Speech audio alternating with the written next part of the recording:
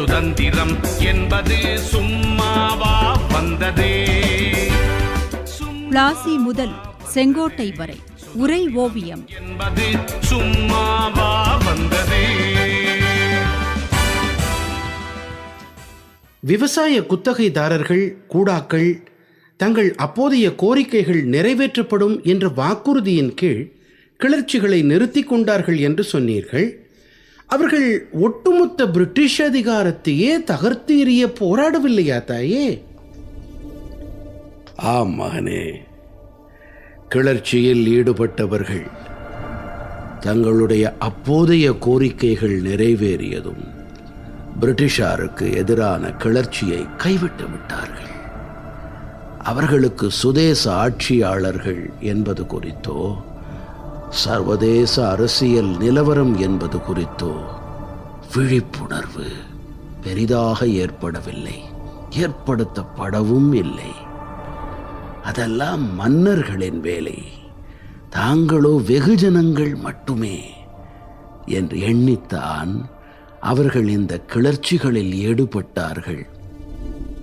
ஆனால் அதே காலத்தில் இவர்களின் அருகே இருந்த குடகு பகுதியில் ஒரு மன்னன் பிரிட்டிஷாருக்கு எதிராக போராட்டத்தை தொடர்ந்தான்.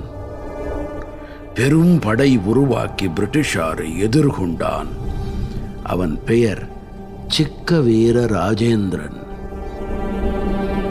திப்புவை வீழ்த்திய பிறகு ஆங்கில கிழக்கிந்திய கம்பெனியால் நேரடியாக குடகு பகுதியை ஆள முடியவில்லை. முன்பு ஹைதர், திப்பு ஆகியோரால் இடம் பெயர்ந்திருந்த ஹலேரி வம்சத்தின் பாரம்பரிய மன்னர்கள் தங்கள் குடகு ஆட்சியை மீட்டெடுக்க வேண்டியிருந்தது.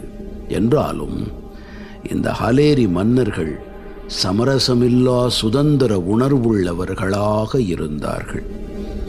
அவர்களின் வழிவந்த சிக்கவீர ராஜேந்திரன் 1820 இருந்து 1834 வரை பெருமிதம் பொங்கிய சுதந்திர அரசனாகவே தன்னை வெளிப்படுத்திக் கொண்டான்.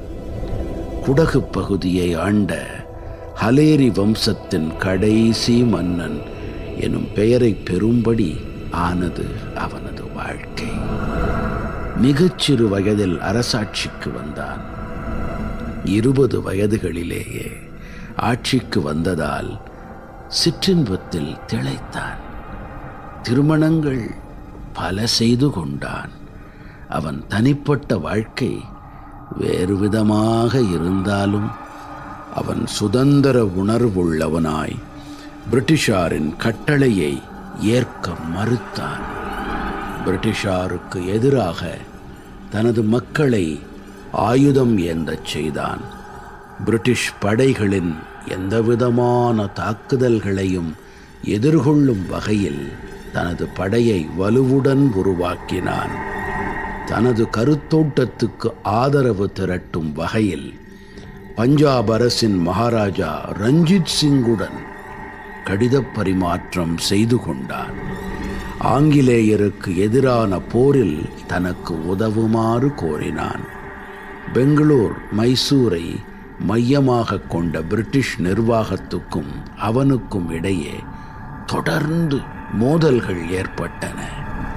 இறுதியில் ஆங்கிலேயர்களுக்கும் கொடவா படைகளுக்கும் இடையே ஒரு போர் தவிர்க்க முடியாததாக இருந்தது. கொடவர்களின் துணிச்சலான போராட்டத்துக்கு மத்தியிலும் 1834 உடனிருந்தோரின் துரோகத்தின் மூலம் மடிகேரி கோட்டையை ஆங்கிலேயர்கள் கைப்பற்றினார்கள். மன்னனை பதவி நீக்கம் செய்தார்கள். அவன் பெங்களூருக்கும் பின்னர் காசி, அங்கிருந்து லண்டன் என நாடு கடத்தப்பட்டு கண்காணிப்பில் இருத்தப்பட்டான்.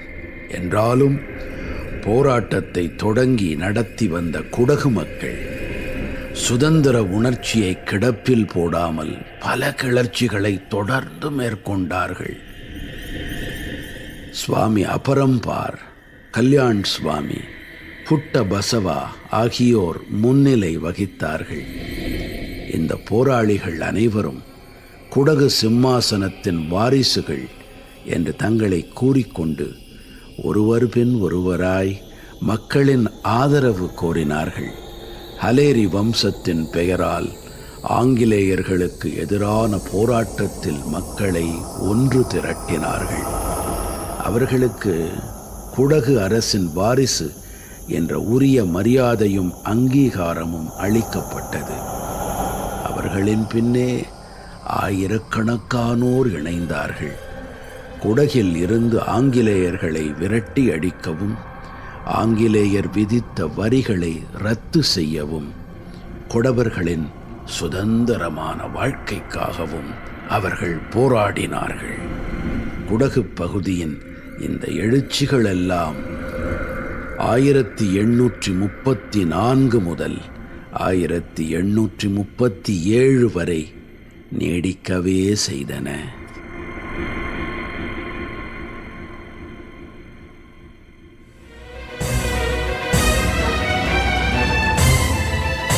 பிளாசி முதல் செங்கோட்டை வரை உரை ஓவியம் கேட்டீர்கள்.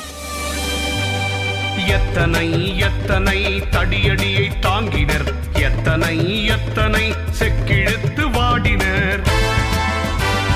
தூக்கு மேடை ஏறி நின்ற காளையர்கள் எத்தனை, தாக்குகின்ற குண்டினாலே உயிரிழந்தோர் எத்தனை. படைப்பு சென்னை வானொலி நிலையம்.